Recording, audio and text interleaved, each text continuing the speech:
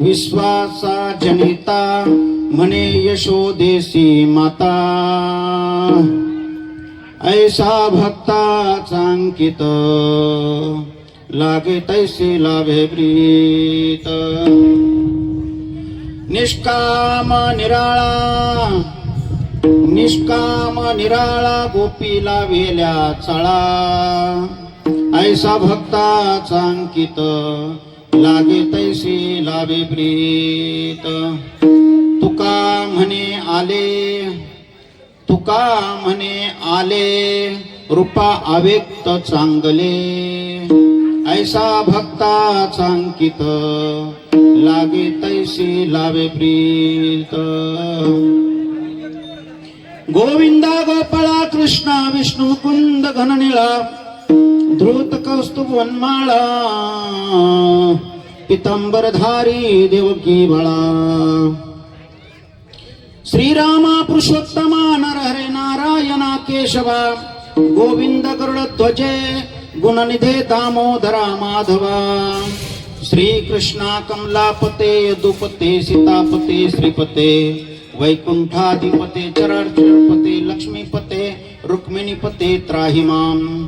कृष्णाय वासुदेवाय हरये परमात्मने, प्रणतक्लेशनाशाय गोविंदाय नमो नमः. पांडुरंगाय नमो नमः.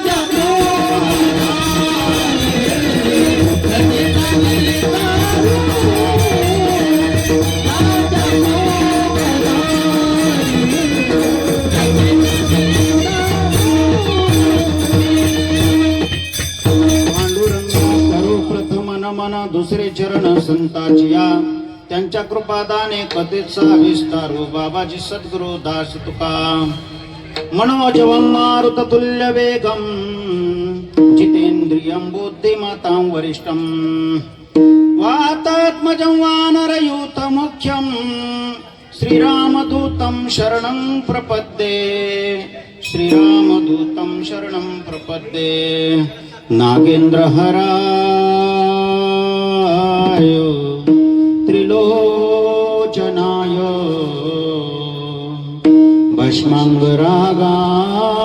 भस्मांगरागाय महेश्वराय नित्याय शुद्धाय दिगंबराय तस्मै नकाराय नमः शिवाय नमः शिवाय नमः शिवाय नमः शिवाय नमः शिवाय कर्पूर गौरं करुणावतारं संसार सारं भुजगेन्द्रहारं सदा वसन्तं हृदयारविन्दे भवं भवानी सहितं नमामि जगिए कैसा भगवा स्थिरावला जगिए कैसा भगवा स्थिरावला जिजाऊच्या पोटी ज्याचा जन्म झाला आज आहे ज्याची अजरामर कीर्ती नमस्कार माझा शिवछत्रपती मूर्तीशी धन्य जिजाऊची कुशी वीर जन्मले छत्रपती केले धर्माचे रक्षण नित्य संतांचे पूजन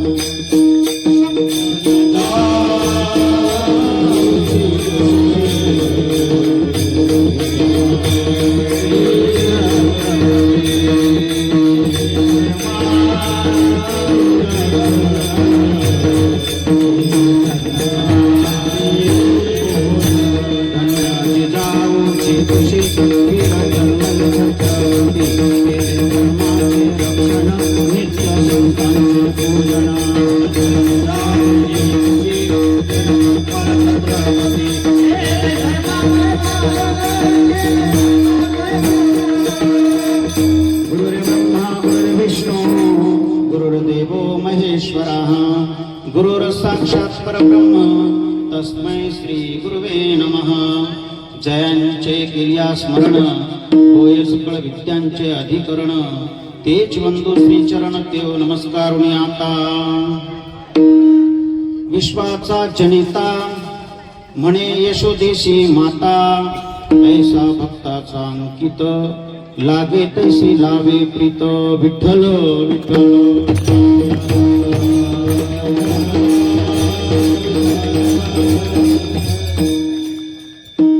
प्रस्तुत प्राप्त प्रसंगी प्राप्त स्थळी प्राप्त वेळी आजच्या आपल्या सर्वांच्या सेवेसाठी निवडलेला अभंग जगद्गुरु जगद्वंदनीय साधू संत शिरोमणी देहू निवासी श्रीमंत जगद्गुरु बाबा तुकोबाराय यांचा चार चरणाचा भक्त आणि भगवंत यांच्यातील संबंध प्रतिपादन करण्यासाठीचा आजचा सेवेसाठी आपण निवडलेला आहे विठ्ठल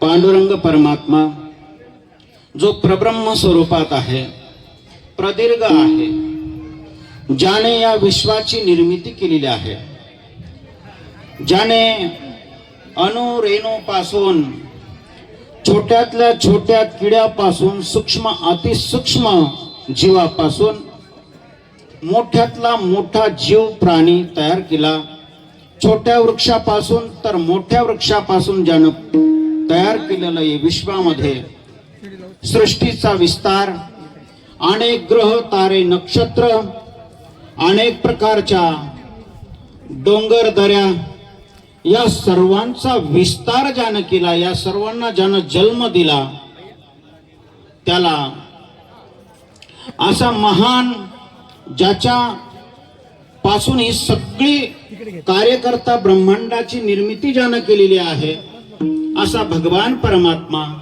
एका गोकुळातल्या साधारण जीवाला आई म्हणतो, माता म्हणतो. हे नवल तुकोबारायांनी बघितलं. त्याच्यानंतर तुकोबाराय या अभंगाद्वारे भक्तांना तो वशमध्ये होतो हे पण आपल्याला सांगू इच्छितात. तो वशमध्ये इतका असतो की त्याची किमया, तो निष्काम आहे, त्याला कोणताही भाव आपल्याकडून नाही पाहिजे, आपल्याकडून कोणत्याही पद्धतीचं त्याला मागणं काही नाही, त्याची इच्छा काही नाहीये, तो निष्काम आहे. परंतु भक्तासाठी वाटेल त्या पद्धतीचं तो कार्य करतो, असं तुकोबाराय आपल्याला या अभंगाद्वारे सांगतायत. तो तुकोबाराय या अभंगाद्वारे आपल्याला असंही सांगू इच्छितात की तो अव्यक्त आहे. अव्यक्त म्हणजे आपण त्याला पकडू शकत नाही, त्याला धरू शकत नाही, किंवा त्याला एका छोट्याशा आकृतीमध्ये आपण बघू शकत नाही. तो अव्यक्त आहे, त्याला व्यक्त करणं अशक्य आहे. पण तरी सुद्धा भक्ताच्या अंकित असल्याने भक्तासाठी तो त्वरित प्रगट होऊन ज्या त्या पद्धतीनं भक्तासाठी कार्य करतो. या छोट्यासा आपण अल्पसा असा याचा अर्थ सांगितला. थोडासा परिहार द्यायचा तो असा, गेल्या 3 दिवसापासून, थोडासा आवाज मोकळाच करा थोडासा, या पृथ्वीवर ज्यांना भूदेवता मानलं जातं असे ब्राह्मण देवता 3 दिवसापासून अतोनात प्रयत्नातून वेद मंत्राद्वारे, प्रार्थनाद्वारे, संकल्पाद्वारे या ठिकाणी भगवंताला प्रतिष्ठित करण्यासाठी प्रयत्न करून या ठिकाणी आजची पूर्णाहुती आहे. आणि त्या पूर्णाहुतीच्या निमित्ताने या कॉलनीचं शंभूनगर पायलट बाबा नगरी या ग्रामस्थांनी जे नियोजन केलेलं आहे ते एकदम सुंदर प्रकारचं आहे. मंडप चांगला आहे आणि त्या मंडपामध्ये भगवान भोलेनाथ, भगवान विष्णू रूपामध्ये विठ्ठल आणि रुक्मिणी माता या ठिकाणी विराजमान झाले आहेत. त्याच्यानंतर भगवान गणपती या ठिकाणी विराजमान आहे. 3 देवतांची या ठिकाणी उपस्थिती केलेली आहे. म्हणून या कार्यामध्ये हे काही छोटंसं कार्य नाही आहे. न जाणे कित्येक दिवसापर्यंत कित्येक लोक या ठिकाणी येतील. ज्या लोकांनी या ठिकाणी भगवंताला या ठिकाणी भगवंताला स्थापित केलेलं आहे, यांचा आयु मर्यादा पूर्ण होईल तरी सुद्धा या ठिकाणी पूजन चालू राहील. म्हणून या कार्यासाठी ज्यांनी तनाने, मनाने, धनाने, ज्या कोणत्याही पद्धतीने मदत केलेली असेल आणि चांगल्या दृष्टीने, चांगल्या उत्कृष्ट हृदयामध्ये भगवंताचा भाव धरून हे जो कार्य करत असेल त्याचं या जन्मातही कल्याण आहे आणि नंतर हे शरीर सोडल्यानंतर सुद्धा कल्याण करेल भगवंत. विठ्ठल विठ्ठल.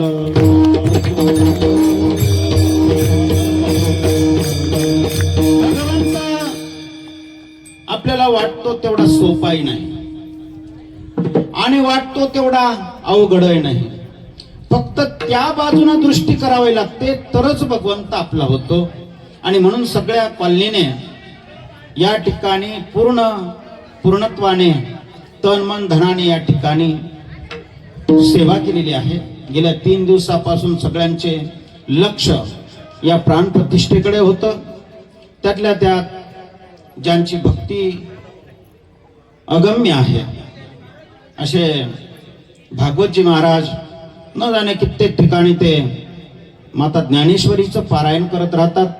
कुठेही जर कधी त्यांचा फोन आला आणि मी फोन केला तर त्यांचं एकच उत्तर असतं, मी पारायणामध्ये.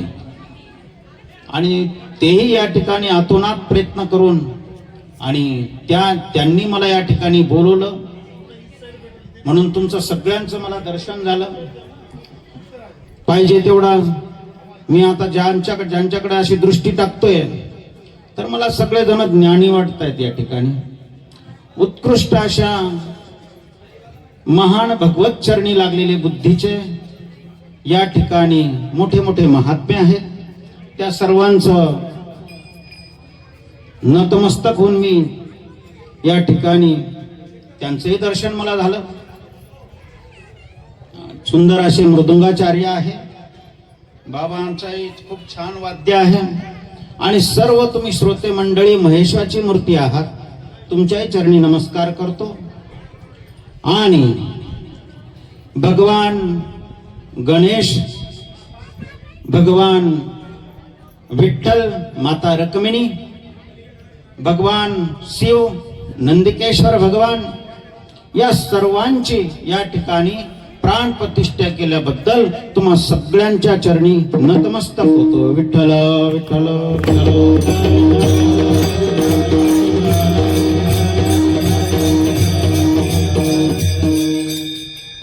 तुकोबारा या अभंगाद्वारे पहिला शब्द विश्व म्हणतात. आणि ज्ञानोबारायांनी सुद्धा आता विश्वात्मके देवे, जो विश्वाचा अवतार आहे त्या विश्वाच्या अवताराचा आपण विस्तृतपणे कोणत्याही प्रकारची मांडणी करणं माझ्यासारख्या पामराला शक्य नाही. मोठमोठे महान जसे की व्यासजी महाराज, अन्य प्रकारचे महान महान संत, शुक, याज्ञवल्क्य यांसारखे लोक सुद्धा थकून गेले. मी तर छोटासा आहे, तुमच्या सगळ्यांपेक्षा मी एकदम छोटा आहे. तुम्ही ज्ञानीजन आहेत सगळेजण. परंतु महाराजांच्या आग्रहास्तव तुमच्या दर्शनासाठी या ठिकाणी आलेलो आहे. विठ्ठल विठ्ठल.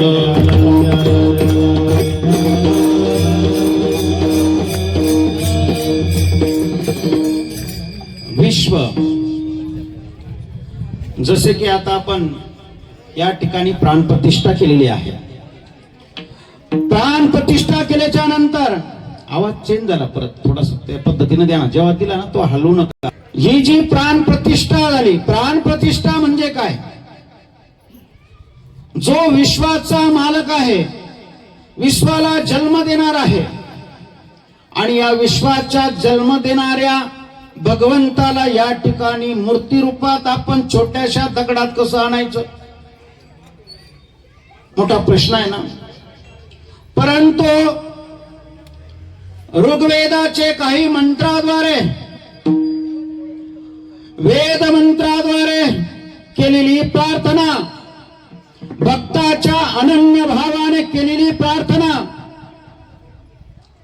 आणि विशिष्ट प्रकारच्या भगवंताच्या स्तुतीमुळे भगवंत प्रसन्न होतात. आणि त्या प्रसन्नतेमुळे त्या ठिकाणी चेतना रूपाने प्रविष्ट होतात. आणि म्हणून वेद सांगतो, अश्ये प्राणा प्रतिष्ठन्तो, अश्ये प्राणा क्षरन्तु च, अश्ये देवेत्वमर्चाय मामहेतीच कच्छण. आणि त्यावेळेला त्या ठिकाणी प्राण भगवंताचे येतात, चेतना स्वरूप येतात. परंतु ती चेतना आपण केव्हा बघणार आहे? जर तुम्ही त्या ठिकाणी मंदिरात गेलेत आणि भगवान विठ्ठल, माता रखुमाई बघितल्या, आणि त्या ठिकाणी जर दगड तुम्हाला वाटत असेल तर ती चेतनाचा अभाव तुम्हाला काही होणार नाही. जर तुम्ही भगवान गणपतीच्या समोर उभे राहिलेत आणि तुम्हाला जर वाटलं की ही दगडाची मूर्ती आहे, तर तुम्हाला त्या चेतनेचा कुठलाही परिणाम होणार नाही. भगवान शिवाच्या लिंग स्वरूपामध्ये जर गेले तर त्या ठिकाणी तुम्हाला जर दगड दिसत असेल, शिळा दिसत असेल, तर तुमच्या मनावर, तनावर कुठलाही त्याचा परिणाम होणार नाही. मग काय करावं लागेल? तर ज्या वेळेला तुम्ही प्रमुख त्यांनी सांगितलंय तो काय? निराकार निर्गुण ब्रह्म आहे. आणि तो काही सापडणारा नाही. त्याचं विश्वाला जन्म जर देणारा आहे. विश्व काही छोटं आहे का महाराज? विश्व हे छोटं नाहीये. एक सांगायचं म्हटलं तर विश्व बघा, ही जी पृथ्वी आहे, ही पृथ्वी, या पृथ्वीचा 71% भाग कशामध्ये? पाण्यामध्ये.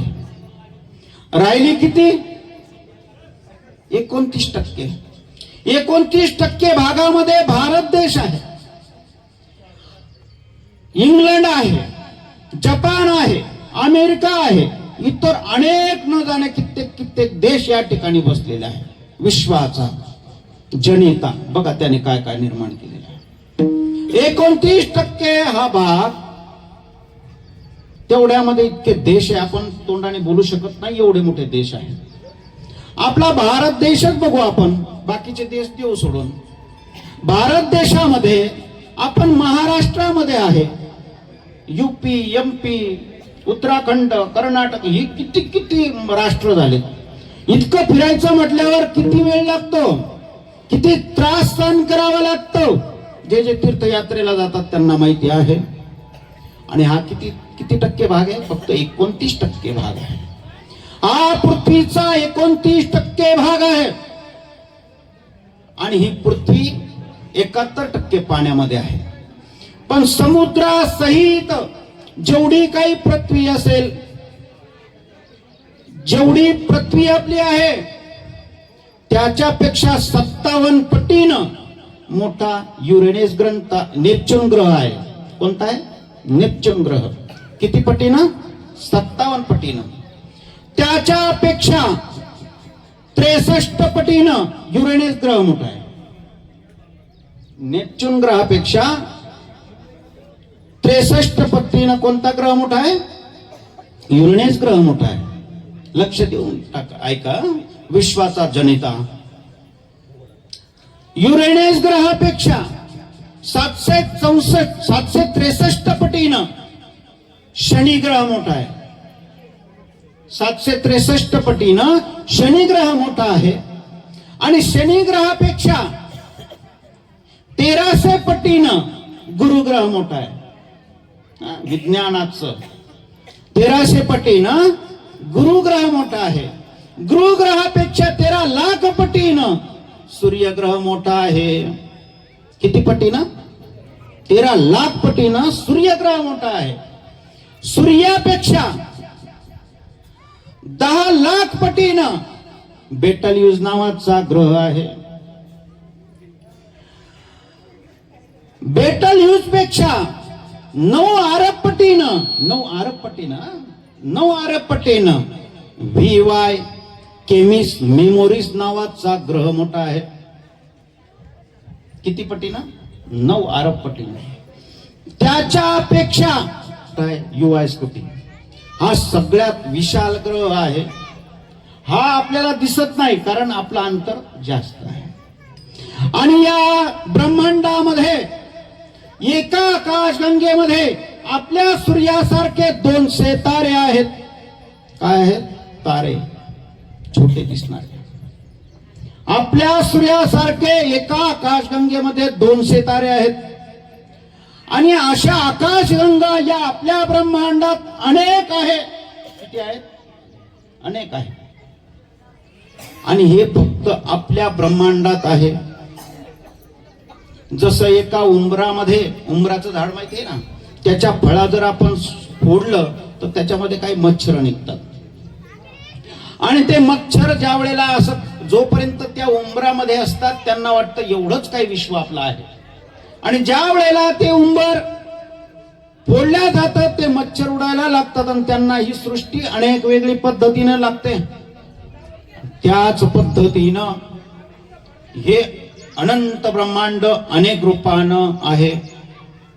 एका तासा माझी कोटी वेळा सृष्टी, एका तासा माझी कोटी वेळा सृष्टी, एका तासा माझी कोटी वेळा सृष्टी, एका तासा माझी कोटी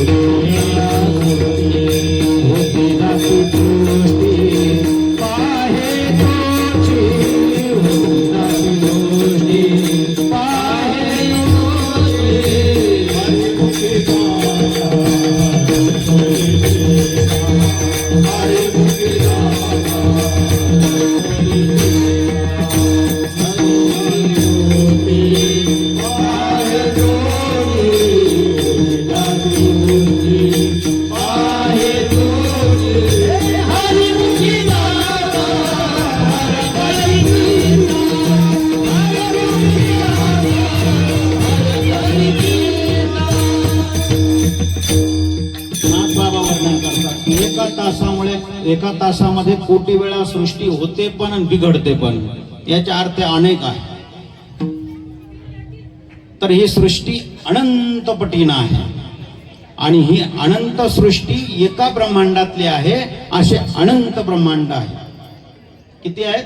अनंत ब्रह्मांड. त्याचा आपण विचार करू शकत नाही.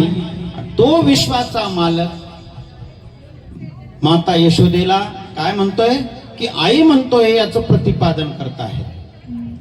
भगवान प्रत्येक ठिकाणी प्रत्येक मनुष्याला हे सांगत राहतो आणि असा छोटासा जो मूर्ती रूपामध्ये आपल्याला आणायचा या ठिकाणी, तर हे सहज शक्य होत नाही.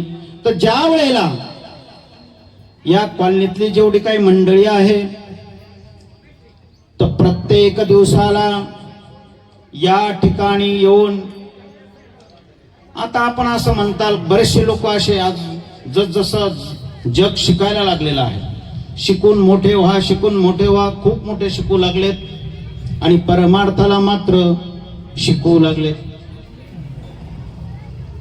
याचं कारण म्हणजे असं आहे की काही लोक असे म्हणतात की आम्ही आमच्या घरी देवपूजा केली तर चालत नाही का?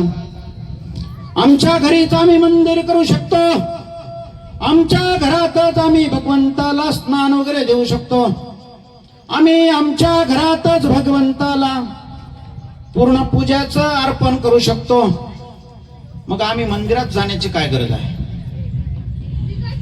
काही तर लोक म्हणतात की देवाच काही गरज आहे का मंदिरातच जायची? काय दगड पूजायचा? निर्गुण पावला सगुण भजता, विकल्प धरिता जीवाधडे. निर्गुणाची जर उपासना करायची आहे तर पहिले सगुणाला बघावं लागेल. नाथबाबांनी खूप सुंदर छान पद्धतीनं आपल्याला समजावून सांगितलेलं आहे. बहुरूपी धरी संन्यासाचा वेश, पाहुणी तयास भूष देते. संन्यासाला दिले नाही बहुरूपियाला, सगुणी भजला तेथे पावे. जसं एखादा बहुरूपी घेणारा मनुष्य तुमच्याकडे आला आणि त्याने संन्यासाचा वेश धारण केला आणि तो त्या ठिकाणी जाऊन कुठंतरी एखादे पक्षी मारत असतील, निर्जीव जीवाची हत्या करत असेल, न जाणे कित्येक पाप होतं निर्जीव. कारण भगवंताने उत्पत्ती केलेला जी सृष्टी आहे, जे विश्व निर्माण केलेलं आहे, त्याची हत्या करायचं आपल्याला अधिकार नाही. एखादं झाड जरी वृक्ष जरी आपल्याला काही काम असतं तोडायचं असेल तर भगवंताला पहिल्यांदा विचारावंच लागतं, त्याची पूजा अर्चा करून त्याच्याकडून मागणी करून नंतर त्या झाडाचं आपण घेतलं पाहिजे. आणि म्हणून मागच्या वेळेला ज्या मागच्या काळामध्ये ऋषी मुनी औषधोपचार करायचे आयुर्वेदिक वगैरेचा, तर पुष्य नक्षत्र रविपुष्यामृत योग या योगावर त्या वृक्षाची काटणी आणि झाडणी करायचे. मात्र आता तसं राहिलेलं नाही. आणि म्हणून जर आपल्याद्वारे एखादा संन्यासी आला परंतु तो पक्षाची प्राण्यांची हत्या करणारा आहे, परंतु वेश धरून आला, तुम्ही सुद्धा जाणलं की हा डुप्लिकेट संन्यासी आहे, हा ओरिजिनल संन्यासी नाही, तुम्ही सगळ्यांनी जाणलं, पण तुमच्या दरवाजावर आला तर तुम्ही त्याला काहीतरी 2 रुपये 5 रुपये 10 रुपये देताल. ज्या वेळेला तुम्ही जे पैसे दिलेत त्याचा वेश बघून दिला, त्या बहुरूप्याला तुम्ही दिलं नाही. कारण तो काय, एक साधारण मनुष्य फिरणारा, तो अनेक जीवजंतूंची हत्या करणारा आहे आणि त्या हत्या करणारा जो आहे त्याच्याकडे न बघता तुम्ही त्याचा संन्यासाचा वेश बघितला आणि त्या वेशानुसार त्याला काय दिलं, दक्षिणा दिली. आणि म्हणून नाथ बाबाही आपल्याला सांगतात की जर का कधी तुम्हाला भगवंताला जाणायचं असेल, मानायचं असेल, तर त्याचं विश्वरूप आहे, तुम्ही त्याला कुठे शोधणार? आणि म्हणून तुम्ही सगुण रूपात त्याला प्रत्यक्ष दर्शन करा. ज्या वेळेला मंदिरात जाताल त्या वेळेला तुम्ही त्या ठिकाणी असा भाव निर्मिती करायची आहे की माझा पांडुरंग परमात्मा या ठिकाणी विराजमान आहे, माझी रखमाई माता या ठिकाणी विराजमान आहे, भगवान गणपती या ठिकाणी विराजमान आहे, माझे शिव या ठिकाणी विराजमान आहे. ह्या ज्या वेळेला भाव येईल तर त्या वेळेला भगवंताची ओरा तुमच्याकडे येऊन जाईल. एका उपग्रंथामध्ये एक उदाहरण आलेलं आहे. एका झाडावर एक पक्षी बसलेला असतो आणि त्या पक्षी वर एक मोठी घार त्याच्यावर टप लावून बसलेली असते आणि एक पारध्याने खाली येऊन काय केलेलं आहे, त्याला बाण लावलेला आहे. त्यानं वर पाहिलं उडून जावा तर वर घार पक्षी आपल्याला शिकार करेल आणि खाली जर इथंच थांबलं तर हा पारधी आपल्याला मारेल. हे त्यानं बघितलं आणि त्याने भगवंताला स्मरण केलं की हे भगवंता, हे दयानिधान, हे विश्वचालका, विश्वमालका, विश्व उत्पत्ती करता भगवान, तुमच्या चरणी मी नमस्कार आहे. मला तुझ्याशिवाय या ठिकाणी वाचवणार कोणी नाही. आणि त्या वेळेला ती प्रार्थना स्वीकार केलेली आहे. आणि जवळच एक वारुळ होतं. त्या वारुळातून एक सर्प निघाला. त्या पारध्याला दंश झाला. पारधीचा झोप गेला. हातातून बाण सुटला. पारधी खाली पडला. बाण जसा सुटला तसा बाजूला होऊन त्या घारीला लागला आणि हा पक्षी आनंदाने उडून गेला. ऐसा भक्ताचा भगवान अंकित आहे. म्हणून तो जसा पाहिजे तसे त्या पद्धतीनं. एखादा ज्ञानी माणूस असेल, एका घरामध्ये 2 स्त्रिया असले की भांडण होतं, मायलेकी सोडून. सून आणि सासू असली तर भांडण होतं. एका घरात 2 बहिणी जरी असल्या तर काही दिन कधी भांडण होणार. तसं एका घरामध्ये 2 महाराज असले की थोडस होतच. आणि हे सगळे महाराज मंडळी आमचे, यांचे दररोजचेच कीर्तन, दररोजचेच व्याख्यान, दररोजचेच प्रमाण, दररोजच ज्ञान ऐकणं आहे. आणि कधी कधी काय होतं की उच्च असलेला मनुष्य जो असेल, ज्ञानाने संपन्न असेल, आणि जर एखादा अज्ञानी बालक ज्ञान सांगत असेल तर उच्च ज्ञानावाल्याला म्हणतं हे काय लावलं यांनी. परंतु अज्ञानाला सुद्धा महत्व आहे. जसं एखाद्याला सूर प्राप्त आहे. आमचे नवनाथ महाराजांचं गायन भरपूर आहे. आमचे महाराजांचंही गायन चांगलं आहे. सगळे व्यवस्थित वर्ग या ठिकाणी उपस्थित आहे. धन्य झालं मला तुमचं दर्शन मिळालं. महाराजांचा खूप दिवसाचा आवाज ऐकला नव्हता, आता मिळाला ऐकायला. आणि अशा स्थितीमध्ये मला या सगळ्यांचा सहयोग या ठिकाणी होत आहे. पण विश्वाचा जो मालक आहे तो हे बघतोय बरं का. आपण या ठिकाणी कोणासाठी थांबलो आहोत, हे 2 तास कोणासाठी उभे आहोत, 2 तास आपण कोणासाठी श्रवण करीत आहोत, 2 तास आपण हे मनन कशासाठी करीत आहोत, हे तो बघतोय. आणि म्हणून आपल्याला आज थोडं सगळंच घ्यायचंय. कारण एका दिवसाचा कार्यक्रम होता ना कीर्तनाचा, आजचाच कार्यक्रम आहे ना. म्हणून आपल्याला मूर्ती रहस्य पण सांगायचं होतं आणि काला पण घ्यायचंय आपल्याला. आता काला आला तर काला आला 3 प्रकारचा काला आहे बघा. किती प्रकारचा आहे? 3 प्रकारचा. विश्वरूप भगवान आहे तो आणि त्याचं काला आहे. किती प्रकार आहे काल्याचे? 3 प्रकार. परंतु अजूनही एक प्रकार आहे शास्त्रानुसार, तो 4था प्रकार. 4 प्रकार कोणते आहे? पहिला काला आहे जीवाचा काला. पहिला काला जीवाचा काला. दुसरा काला आहे साधनेचा काला. कोणता? साधनेचा काला. पहिला कोणता काला आहे महाराज? पहिला काला जीवाचा. पहिला काला जीवाचा काला, दुसरा साधनेचा काला आणि तिसरा काला आहे या सप्ताहाचा काला. आणि मी 4था पण सांगितलाय. 4थाही एक काला आहे. आपण पुढे घेऊ. पहिला काला जीवाचा काला.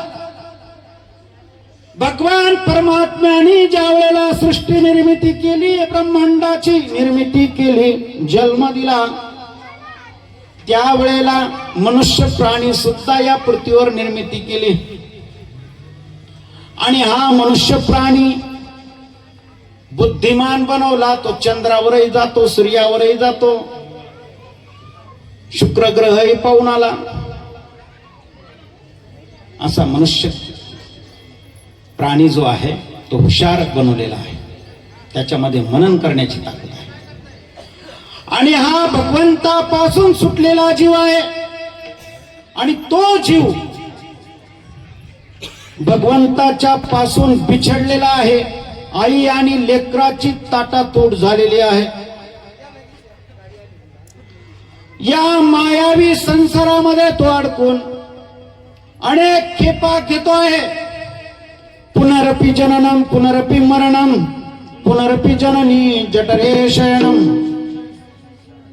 अशा अनेक प्रकारे तो या रहाट गाडग्यात पडलेला आहे. कोणत्या? जन्म मरण फेऱ्यामध्ये पडलेला आहे. कधी त्याला 2 पायाची आई मिळते, तर कधी 4 पायाची आई त्याला मिळते. कधी 6 पायाची आई मिळते, तर कधी अगणित पायांची आई मिळते. गोमासारखी, वाणूसारखी. तर काही बिना पायाची आई सुद्धा मिळते. असे न जाणे कधी मुंगी, तर कधी नरकातला किडा, कधी सेनातला किडा, तर कधी पशु, तर कधी पक्षी, तर कधी झाड. या अनेक योन्यांमध्ये त्याला जावं लागतं. आणि त्या योनीत जाऊ नये म्हणून विशिष्ट मार्गदर्शनानुसार त्याने भगवंताची भक्ती जर केली, जप ध्यान करून जे साधू संतांनी सांगितलेले विचार उपदेश आपल्या तना मनामध्ये पूर्ण समर्पित करून घेतले, तर त्याचा तो जन्म मरणाचा फेरा चुकणं आणि जीव आणि शिव एकरूप होणं, जीव तत्व पूर्ण शिव तत्वाला मिळणं, हा झाला जीवाचा काला. काय झाला? जीवाला शिवासोबत मिलन होणं, बिछडलेला जीव शिवाला प्राप्त होणं, हा जीवाचा काला आहे.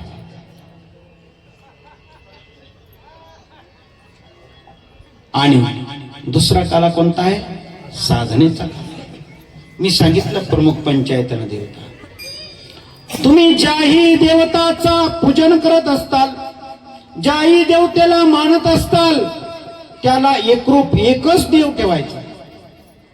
आणि जर एखादा भगवान विठ्ठलाची भक्ती करत असेल, तर शिवासमोर जरी गेला तर शिवरूप माझे भगवान विठ्ठलच आहे. जगदंबा मातेचं दर्शन घ्या, माझे विठ्ठल परमात्मा इथं माता जगदंबा बनून बसलेत, गणपती बनून बसलेत. बस तो एकच आहे, त्यानंच खेळ मांडलेला आहे. आणि अशा प्रकारे परमात्म्याचं आपण ज्या वेळेला ज्याही देवतेचं पूजन करू, ज्याही देवतेची आराधना करू, जप ध्यान करू, इथं 2 तास बसतायत ना तुम्ही, ही तपस्या होऊन चाललेली आहे सगळ्यांची. ही तपस्या आहे. आणि भगवंत जाणतोय, त्याच्या डायरीमध्ये त्यानं लिहून घेतलेले आहे. आणि ही साधना ज्या वेळेला पूर्ण होते, जप तप ध्यान आदी करून प्रत्येक अभंगाद्वारे काही ना काही मार्गदर्शन दिलं. सुंदर ते ध्यान उभे विठेवरी, करकटेवरी ठेवूनिया, तुळशी हार गळा काशे पितांबर आवडे निरंतर. हेची ध्यान. थोडस ध्यान परमात्म्याच्या जवळ गेले की थोडस शांत बसलं पाहिजे. कारण तो काय आहे? विश्वाचा जनिता आहे. आणि म्हणून ज्या वेळेला या भगवान परमात्म्याची साधना विशिष्ट रूपाने, विशिष्ट प्रकारे कृपेने परिपूर्ण होते, ज्या मनुष्य प्राण्याची ही साधना परिपूर्ण होते, तो झाला साधनेचा आत्मसाक्षात्कार त्याला झाला, भगवंताचा साक्षात्कार झाला की हा साधनेचा काला झाला. कोणता काला? साधनेचा. ज्या वेळेला परिपूर्ण होईल तोपर्यंत ही साधनेचा आपला काला होऊ शकत नाही. आणि तिसरा काला सप्ताहाचा काला. गेल्या 3 दिवसापासून या ठिकाणी कोणी झाडण्याची सेवा केली असेल, कोणी या भूदेवतांना काही आणून देण्याची सेवा केली असेल, कोणी मंडप टाकण्यासाठी मदत केली असेल, जे जे काम या ठिकाणी पडले असेल त्या ठिकाणी ज्यांनी ज्यांनी तनाने मनाने धनाने सेवा केली असेल त्या सर्वांचं आज ज्या वेळेला काला संपला, इथं प्रसाद वगैरे झाला आणि जे समाधान आत्मिक समाधान मिळेल ती भगवंताची कृपा समजून आणि आपल्या मनाला शांतता लाभते की खूप छान झाला कार्यक्रम, खूप प्राणप्रतिष्ठा एकदम छान झाली बरं का. हे ज्या वेळेला आपल्या मनाला वाटेल, ब्राह्मण देवतांनी सुद्धा खूप चांगल्या प्रकारे यज्ञ केला, चांगल्या प्रकारे मंत्र म्हणले, हे ज्या वेळेला तुम्हाला सर्वांना कळेल. गायनाचार्य मंडळींनी चांगल्या प्रकारचं गायन केलं, सगळ्या लोकांनी चांगलं, लहान लहान मुलं या ठिकाणी उभे आहेत, आनंदाची गोष्ट आहे. त्यांचं एकरूपतेनं ध्यान इकडं आहे कीर्तनाकडे.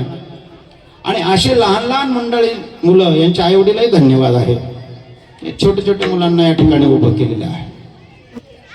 हे ज्या वेळेला परिपूर्ण होईल तो झाला सप्ताहाचा. आणि चौथा प्रकार सांगितला मी कालाचा. का आला इति नाम. जोपर्यंत आपल्याला स्वतः विचारा कधी आपण का आलो, का आलो त्या पृथ्वी तलावर, भगवंताने का पाठवलंय,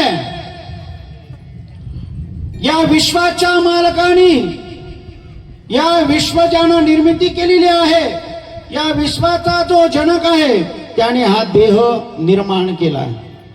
आणि हा निर्माण केलेला देह कशासाठी दिला महाराज. इंद्रिये हात पाय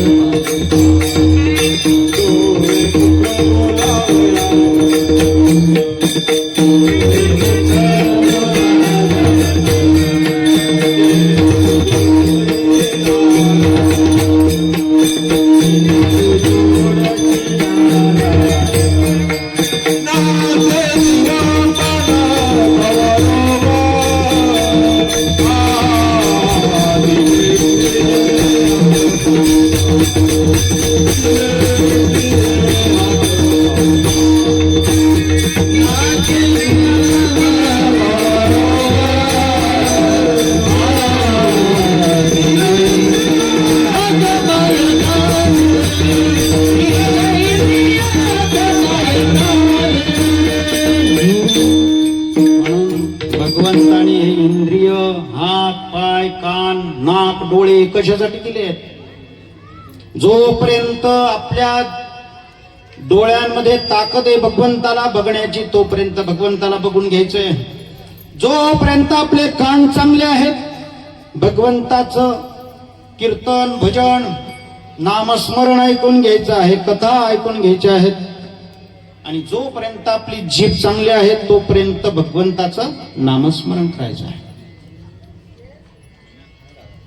आणि हे ज्या वेळेला परिपूर्ण होईल आणि तर आपल्याला अंतर्मनातून काहीतरी कळेल. जोपर्यंत आपण दृश्य प्रपंचामध्ये राहू तोपर्यंत आपण मायामध्ये अडकून राहू. परंतु ज्या दिवशी मी का आलो हे कळेल त्या दिवशी का आला म्हणजे काला झाला नसता होणार नाही. देवे दिला देह भजना गोमटा. भजनासाठी हात दिला आहे देह. पण आपण खरंच सांगा भजन करतो का हो. आपण भगवंताला परमात्म्याला कुठपर्यंत आपण हे करतो. जेवढं आपण जास्तीत जास्त संसाराकडे लक्ष देतो तेवढं परमात्म्याकडे आपलं लक्ष राहत नाही. आणि म्हणून का आलो हे ज्या दिवशी कळालं तो झाला काला. आणि भगवान परमात्मा एक आता याच्यामध्ये काला आला की भगवान परमात्म्याचे वर्णन करायचं आहे. चरित्र ते उच्चारावे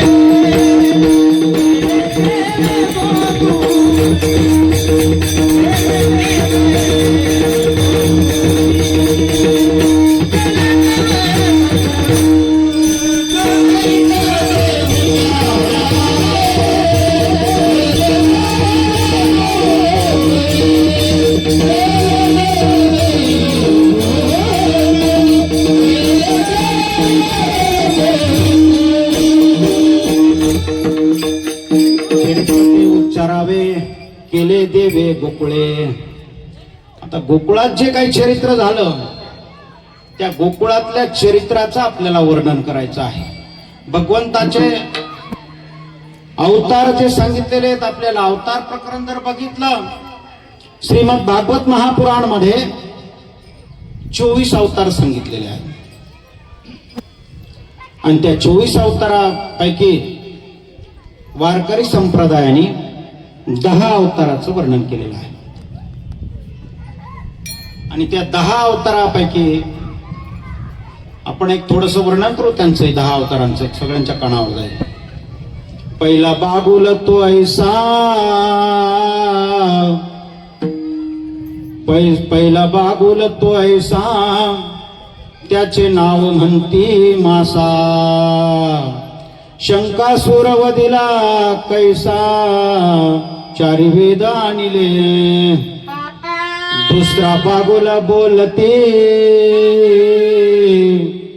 दुसरा बागुला बोलती, नाम कासव म्हणते. जने सृष्टी धरियली पुष्टी, पाय पोटी धरियले. तिसरा बागुल बोलते, नाम वराह म्हणते. ज्याने क्षिती, ज्याने दाडे धरिली क्षिती, दैत्य थोर मारिले. चौथा बागुल, बागुल बोलते. चौथा बागुल नरहरी, चौथा बागुल नरहरी.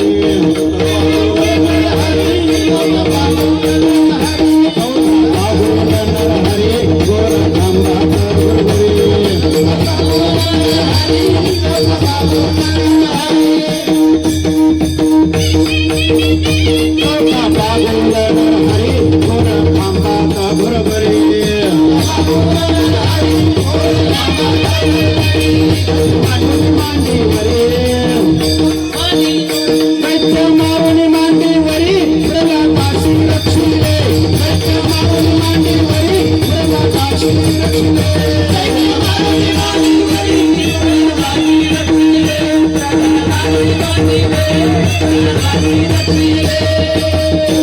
चौथा बागुल नरहरी, चौथा बागुल नरहरी, गोर थोर खांबात गुरगुरी. दैत्यवधूनी मांडीवरी, प्रल्हादाशी रक्षिले. पाचवा बागुल ब्रह्मचारी, उभा असे बळीच्या द्वारी. पाचवा बागुल ब्रह्मचारी, उभा असे बळीच्या द्वारी. भिक्षा मागून निरधारी, बळीद्वार रक्षिले. सहावा बागुल बोलती, नाम परशुराम म्हणती. त्याने वधूनी माते प्रति पितृवचन मानुनी. सातवा बागुल सत्वाचा, राम म्हणती दशरथाचा.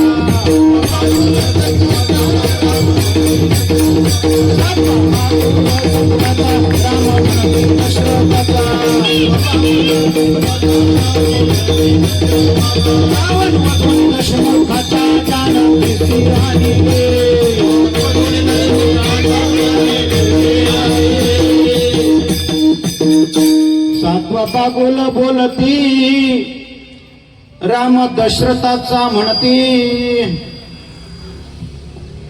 रावण वधूनी दशमुख. सातवा बागुल सत्वाचा,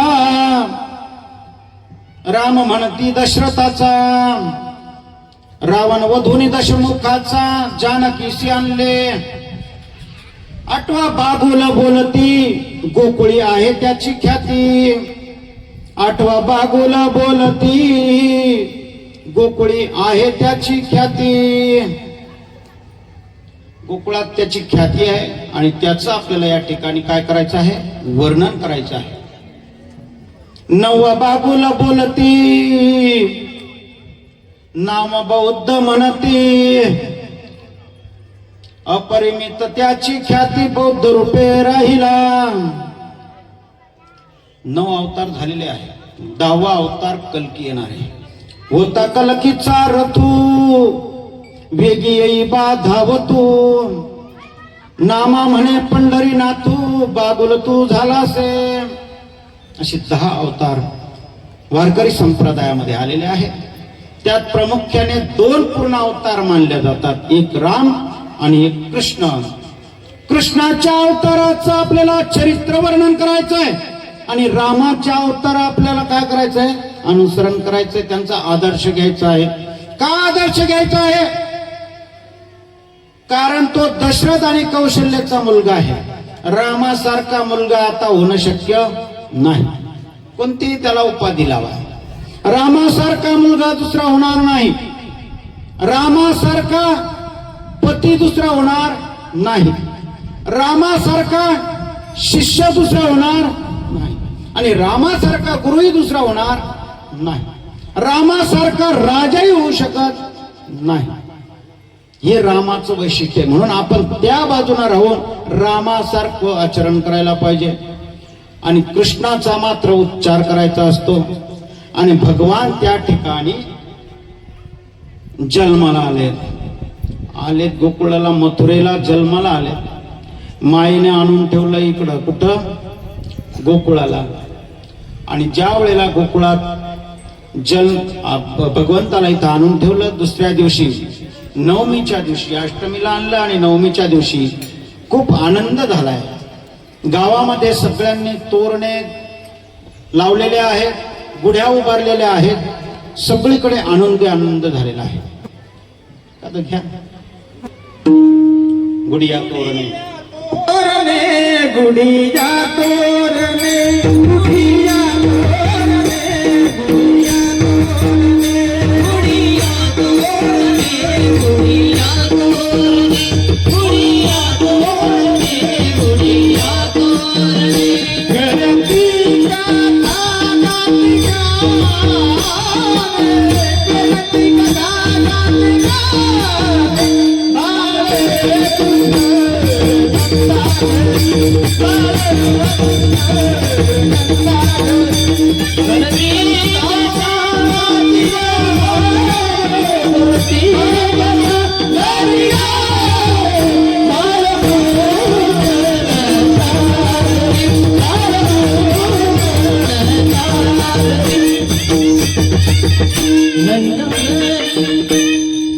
बाळकृष्ण नंदा घरी त्या ठिकाणी इतका आनंद झालेला आहे, इतका आनंद झालेला आहे. गुढ्या लावलेल्या आहेत, तोरणं बांधलेले आहेत, सगळ्या नर नारी सगळे आनंदित झालेले आहेत. आणि पूर्ण ज्या नगरातल्या गवळणी होत्या त्यांच्याकडे वार्ता पसरली की यशोदेला मुलगा झाला, नंद बाबाला मुलगा झाला. ते त्यांच्या भाषेत एकमेकीला गवळणीला सांगू लागला, नंद को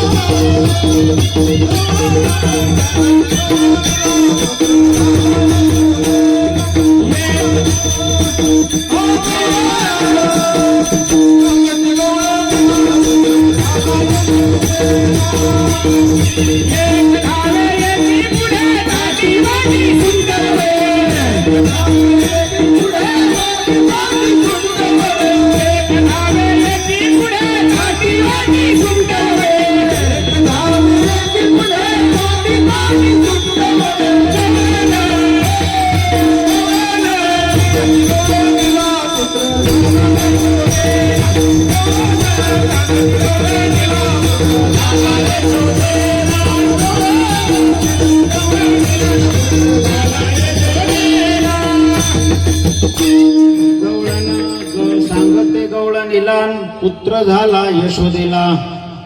एक धावती एकी पुढे ताटी वाटी सुंटवडे.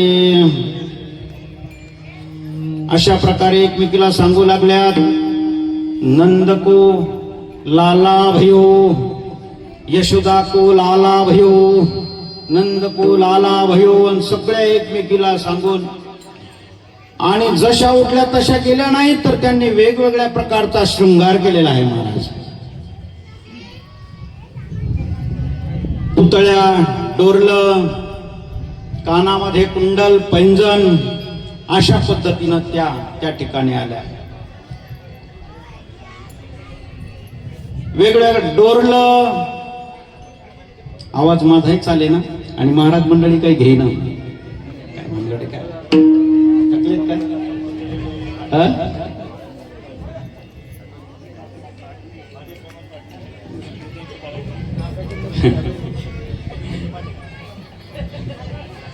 काही हरकत नाही. डोरलं, पुतळ्या, पैंजण, साखळ्या हे पूर्णपणे घालून पूर्ण शृंगार करून त्या ठिकाणी एकदम नंद बाबाच्या घरी आलेल्या सगळ्यांनी दाटी केलेली आहे. आणि प्रत्येक जण त्या ठिकाणी जाऊन भगवंताला पाळण्यात बघताय. आणि पाहिल्यानंतर सगळ्यांचा आता भगवान जगाचा मालक आहे, तो विश्वाची उत्पत्ती करणारा आहे.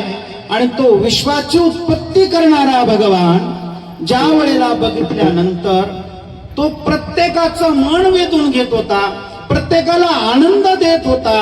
असा आनंद स्वरूप भगवान, ज्याला सच्चिदानंद म्हणतात, तो सच्चिदानंद भगवान पाहिल्याच्या नंतर प्रत्येक गण आनंदित झाले, सगळ्या आनंदित झाल्या आणि आनंद करू लागल्या. आणि सगळ्यांनी आनंदित राहून गीत गाऊ लागले, कथा करू लागले. आणि खूप हर्ष उल्हास त्या गावामध्ये आहे. पण दुसऱ्याच बाजूला एक गाव आहे मथुरा, 2-2.5 किलोमीटर अंतरावर. आणि त्या ठिकाणी मात्र दुःख पाळण्यात आलं. इकडे बाळ जन्माला आलं, तिकडे दुःख कसं काय पाळण्यात आलं? काय कारण आहे? कारण एका स्त्रीनं त्या ठिकाणी निरोप देऊन गेली होती. तिचं, त्या स्त्रीचं नाव काय? ती माया आहे. कोण आहे? माया. आणि त्या मायेनं सांगितलं होतं, ज्या वेळेला भगवंताला, मायेद्वारे भगवंताला या ठिकाणी आणून दिलं गोकुळामध्ये.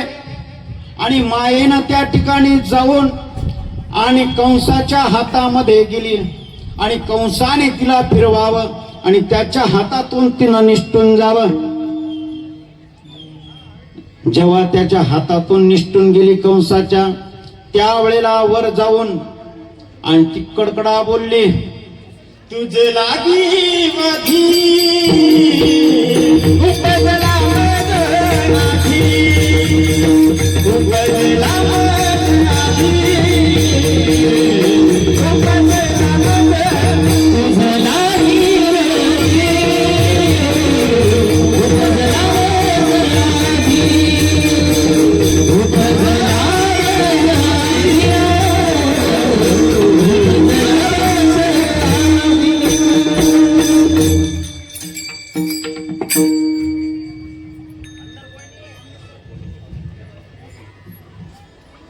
वधी उपजला मजाधी. जेव्हा ती मायानं सांगितलं आणि ती माया सांगितल्यावर तिनं विचारलं, त्यांनी कंसाने विचारलं, ए बाई तू सांगते पण तुझं नाव काय? तू कोण आहेस? तर ती नाव सांगू लागली, निर्गुण निराकार दादा, निर्गुण निराकार दादा, माहूर माझे गाव, शकून सांगावयाव आले यमाई माझे नाव. निर्गुण निराकार दादा, माहूर माझे गाव, शकून सांगावयाव आले यमाई माझे नाव.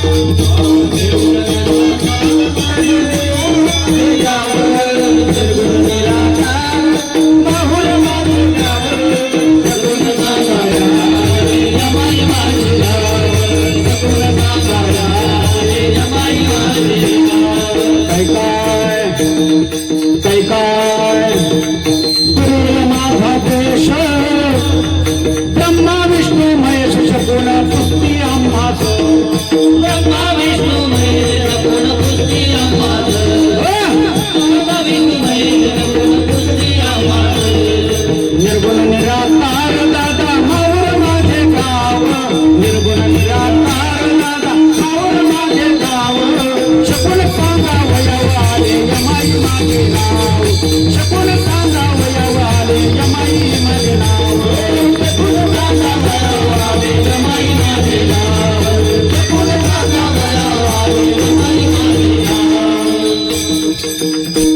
मी निर्गुण आहे, मी निराकार आहे, ती चांगल्या चांगल्याला सापडत नाही आणि कंसाला कशी सापडल बरं? ती कोणती माया? ब्रह्मतेची माया, मायातेची ब्रह्म, अंग आणि छाया जयापरी. अहो आपली जी सावली आहे, आता आपण सगळ्यांनी जर विचार केला, आपल्या सावलीला आता इथून न्यायचंच नाही या मंदिरातून, फक्त एकटंच जायचं, छायाला इथंच राहू द्यायचं, तर आता येईल का तसं? आपली जी सावली आहे तिला सोडून जाता येईल का? नाही जाता येणार. त्या पद्धतीनं भगवान आणि माया या सारख्या आहे. आणि या बद्ध जीवाला एका बाजूला ब्रह्म आहे, एका बाजूला माया आहे आणि एका बाजूला जीव आहे. आणि त्या जीवाने काय केलेलं आहे? एक रथ आहे, त्या रथाला घोडे लावलेले आहेत. घोडे आहेत 10, 5 ज्ञानेंद्रिय, 5 कर्मेंद्रिय नावाचे घोडे आहेत. आणि लगाम रूपी मन आहे, मनाचं लगाम त्या घोड्यांना लावलेलं आहे. आणि तो चालवायला कोण बसलेला आहे? सारथी. त्या सारथी बसलेला आहे बुद्धी. आणि आत्मदेव जो जीवात्मा आहे तो शांत बसलेला आहे. त्यानं सांगितलं कोणीकडेही जाऊ दे गाडी, पण जर का कधी बुद्धी आणि मन आपल्या अंकुशमध्ये नसेल तर हे घोडे रूपी, इंद्रिय रूपी जे घोडे आहेत ते कुणीकडेही पळून जातील आणि आपल्याला त्या रहाट गाडग्यामध्ये अडकावं लागल. कोणत्या रहाट गाडग्यामध्ये? कोणत्या? पुनरपी जननम पुनरपी मरणम पुनरपी जननी जठरे शयनम, याच्यात अडकावं लागेल. आणि म्हणून त्या ठिकाणी काय झालं? ते मायेचं नाव सांगितलेलं आहे. आणि मायेचं नाव सांगितल्यानंतर भगवान म्हणले की आता काही आपलं खरं नाही. मग त्यांनी काय केलं? पैजेचे विडे टाकले. पहिला विडा घेतला पुतना मावशीनं. पुतना मावशी गेली, दूध पाजण्यासाठी गेली आणि विष पाजण्याचं तिचं प्रयोजन होतं. विष पाजून गेली, तिला सायुज्यता काय दिली? मुक्ती देऊन टाकली. अगासूर, बकासूर, शक्तासूर, तृणासूर हे सगळे येऊन गेले आणि निघून गेले. त्याच्यानंतर भगवान मात्र थोडेसे हळूहळू मोठे झाले. किती मोठे झाले? थोडेसे रांगायला लागले. डावा तळ हात तळवे तळहात, तळहात टेकीत, तळवे तळहात, तळहात टेकीत, डाव्या गुडघ्याने, डाव्या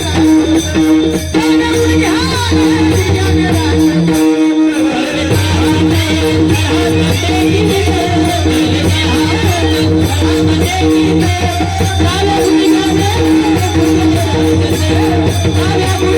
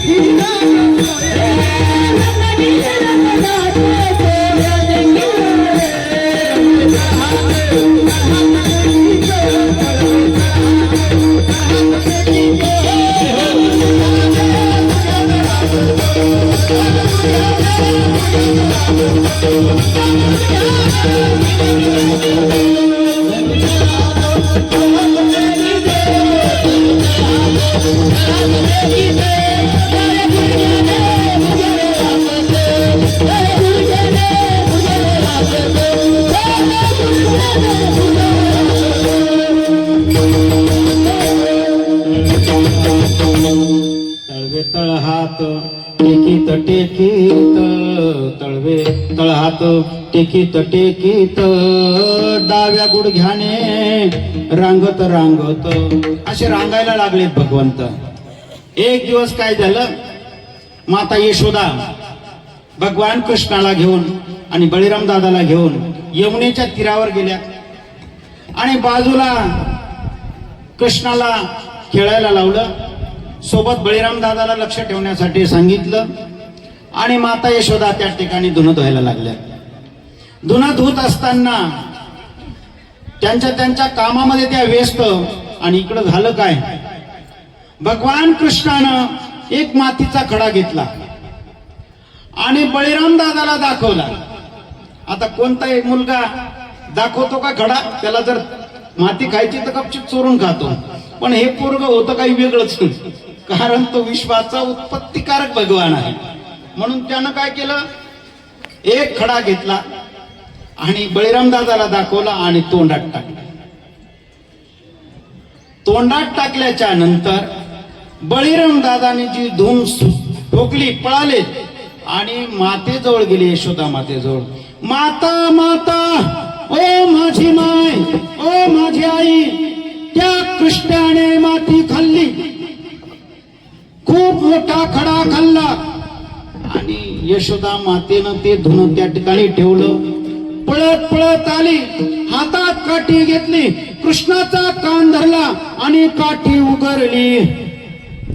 म्हणले, कृष्णा तू माती खाल्ली. आणि भगवान कृष्ण म्हणले की नाही माती, मी नाही खाल्ली माती. आई ग आई नाही खाली ग म्या माती, आई ग आई नाही खाली ग माती, आई ग आई नाही खाली ग म्या माती, आई ग आई नाही खाली ग म्या माती. हरे राम राम हरे राम नाही खाली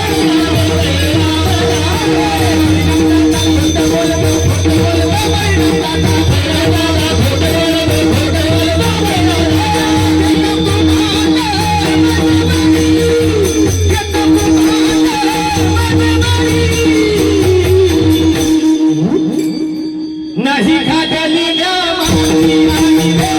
आई नाही खाली ग म्या माती, आई ग आई नाही खाली ग म्या माती, आई ग आई नाही खाली ग म्या माती, आई ग आई नाही खाली ग म्या माती.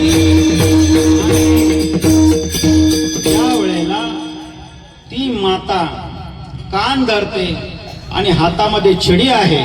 आणि त्यावेळेला भगवान म्हणता की माता, मी ही माती खाल्ली नाही. आणि बाजूला भगवान त्या ठिकाणी सांगतायत की मी खाल्ली नाही माती, मी खाल्ली नाही. पण तुकोबाराय मात्र हे बघत होते आणि म्हणतायत की काय आश्चर्य, ज्यानं विश्वाची निर्मिती केली, ज्यानं विश्वाला जन्म दिला आणि तो एका साधारण जीवाला, गोकुळामधल्या एका साधारण जीवेला काय म्हणतोय, माता म्हणतोय.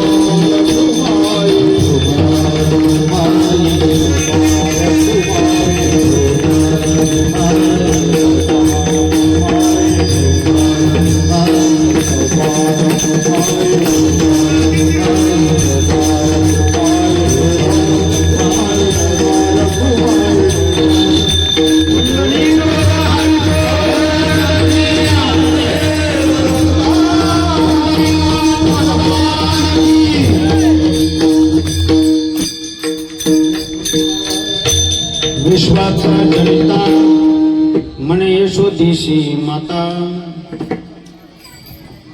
ऐसा भक्ताचा अंकित लागे तैसी लागे प्रीत.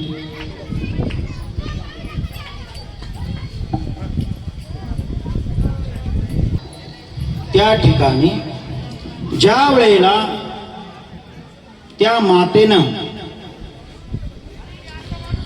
बार बार प्रार्थना केल्यानंतर तोंड उघड आणि तोंड ज्या वेळेला उघडलं त्यावेळेला विश्वाचं दर्शन दिलं. आणि ते विश्वदर्शन एक अमाप होतं. 14 भुवने दाखवले. किती भुवने दाखवले? 14 भुवन दाखवलं. बघा, एक थोडस ब्रह्मांडाचा जर पसारा आपण सांगितला, थोडाच वेळ लगेच संपून जाईल. 5-7 मिनिटं घेतो जास्तीत जास्त. एक तर आपलं कीर्तनच 1:35 काहीतरी उभं राहिलं. 1:35 कीर्तन उभं राहिलं. आणि हे नियोजन तुमच्या सगळ्यांचं असलं पाहिजे की मी महाराजांकडे कालपासून लागलेलं आहे की तुम्ही थोडं वेळेवर करा. 10च्या ऐवजी 11 झालं. 11च्या ऐवजी आता 1:35 कीर्तन उभं राहिलं. आणि त्याच्यातल्या त्यात बोलायलाही वेळ मिळत नाही ना. त्याच्यापेक्षा आपण सर्वसाधारण एक नामस्मरण करून घेतलं तरी चालतं आहे की नाही, असं असतं. ठीक आहे. तर त्या ज्या वेळेला ब्रह्मदेवाचा ज्या वेळेला मातेनं म्हटलं कृष्णाला की तोंड उघड, तर त्यावेळेला तोंड उघडलं आणि मातेला काय झालं? 14 भुवनांचं दर्शन झालं.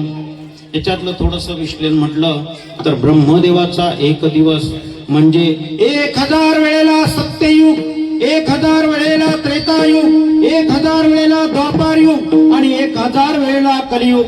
या चतुर्युगी योगी ज्या वेळेला 1000 होतात त्यावेळेला ब्रह्मदेवाचा एक दिवस होतो. आणि या एक दिवसामध्ये 14 वेळेला सूर्य चंद्र बदलतात. 14 वेळेला 14 इंद्रांचं आयुष्य व्यतीत होतं. आणि 14 वेळेला सप्तऋषी येतात आणि जातात. आणि या 14 दिवसाचा 14 वेळेला एक मन्वंतर म्हणजे या मनुष्य देहाचं जर कधी बघितलं आपण आयुष्य. बोलू नका तिकडे आतमध्ये बोलू नका.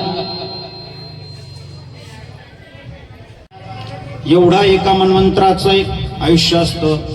30,67,20,000 एवढे वर्ष झाल्यानंतर एक मन्वंतर होतं हे ब्राह्मण देवता जाणत असतील. त्याचं एक मन्वंतर असे 14 मन्वंतर झालं म्हणजे ब्रह्मदेवाचा एक दिवस पूर्ण होतो. आणि त्या एक दिवसाचा जो ब्रह्मांड पसारा आहे तो कुठं दाखवला? मातेच्या मुखामध्ये दाखवला. इतकं मोठं रहस्य आहे. कोणी दाखवलं? भगवंतानी. तो विश्वाचा जनिता आहे. आणि अशा विश्वाच्या जनिताचं आपण वर्णन करणं साधं सोपं नाही आहे. परंतु एक छोटस सांगायचं म्हटलं तर द्रोण नावाचा एक मनुष्य आणि धरा नावाची एक स्त्री यांनी भगवंताची प्राप्ती व्हावी म्हणून अनेक वर्ष तपस्या केली. त्या तपस्येतून भगवंतानी आशीर्वाद दिला की मी तुमच्या पोटी जन्म घेईल. आणि या युगामध्ये, त्या द्वापार युगामध्ये भगवान ते द्रोण जे होते ते नंद बाबा झाले आणि जी धरा होती ती यशोदा माता होती. आणि त्यांच्या त्या ठिकाणी काय झालं की त्या ठिकाणी भगवंतानी त्यांच्या अंगा खांद्यावर खेळलेत आणि नाना प्रकारच्या लीला केलेल्या आहेत. आणि अशा महान परमात्म्याचं आपल्याला दर्शन आणि त्यांचं या ठिकाणी काल्याचा प्रसाद आता थोड्या वेळातच होणार आहे. या सर्वांच्या आपण जर सगळ्या गोष्टी जर बघितल्या तर शक्य होणार नाही. तो अणुरेणू सुद्धा आहे आणि महानात महान आहे. त्याला धरणं किंवा आकळणं एवढं सोपं नाही आहे. म्हणून आपण या ठिकाणी थोडक्यात थांबू. ज्ञानेश्वर माऊली, ज्ञानेश्वर माऊली, ज्ञानेश्वर माऊली, ज्ञानेश्वर माऊली, ज्ञानेश्वर माऊली.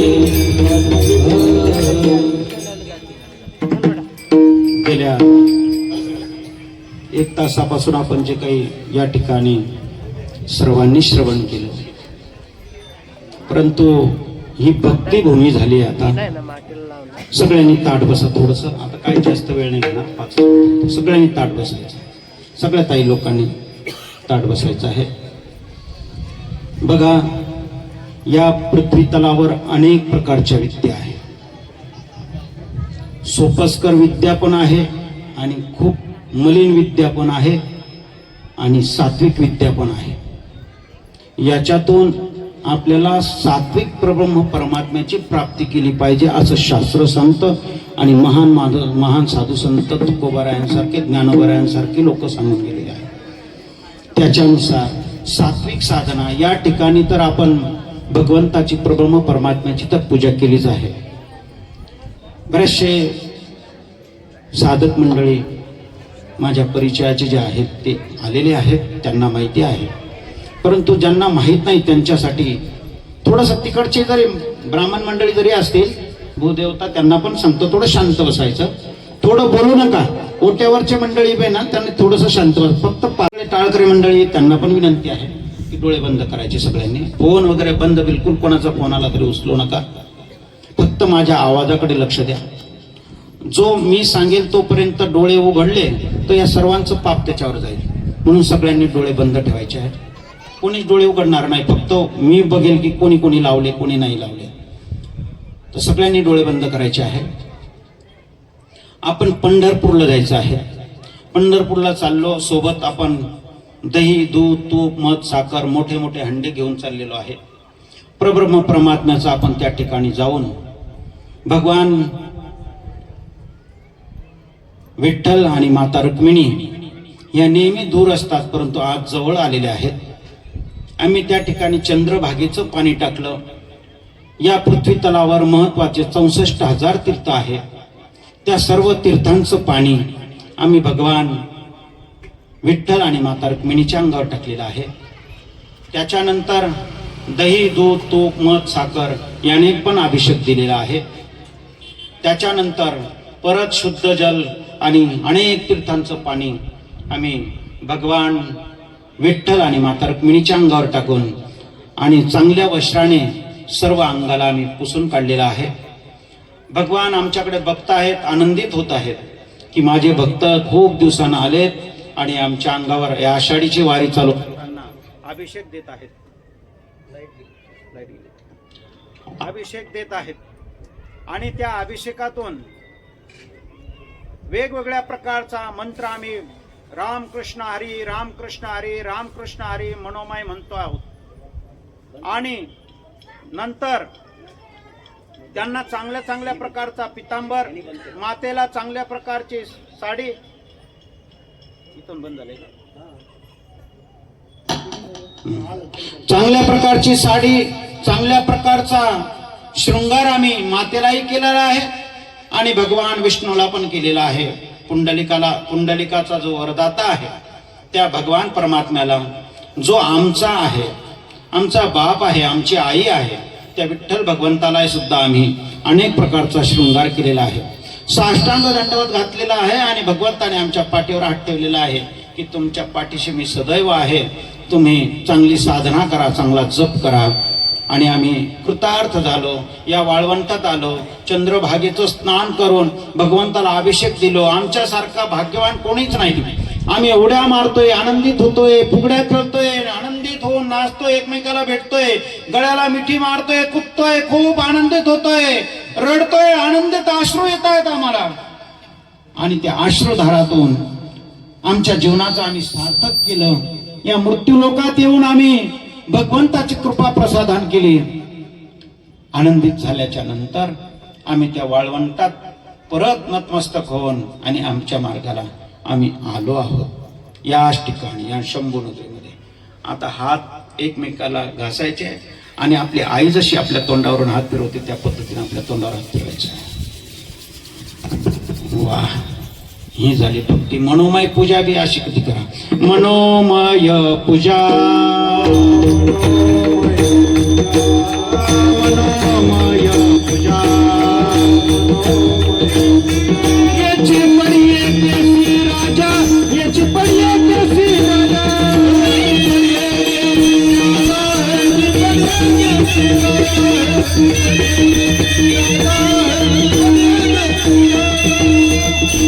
भगवंताला अशी पूजा सुद्धा आवडते बर का. आतापर्यंत केली होती का कोणी पूजा अशी? पंढरपूरला गेले तर पटकन डोकं टेकवलं की नाही टेकवलं ओढतात पोलीस लोक, आहे का नाही? पण ही पूजा कधी करायची आहे? केली ना. हा, तुकोबारायांनी प्रमाण दिलं की मनोमय पूजा याची पडिये केसी राजा. मनोमय पूजा भगवंताला आवडते. आणि काही माझ्याकडून चुकीचे शब्द निघाले असतील तर तो माझा वैयक्तिक दोष आहे. माझी बुद्धी कमी आहे. आणि जे चांगलं असेल माझ्या गुरुदेवाचा प्रसाद आहे, माझ्या गुरुदेवांचा कृपा आशीर्वाद आहे. त्यांच्या आशीर्वादाने या ठिकाणी तुमच्या समोर वेडेवाकडे दोन शब्द बोललो.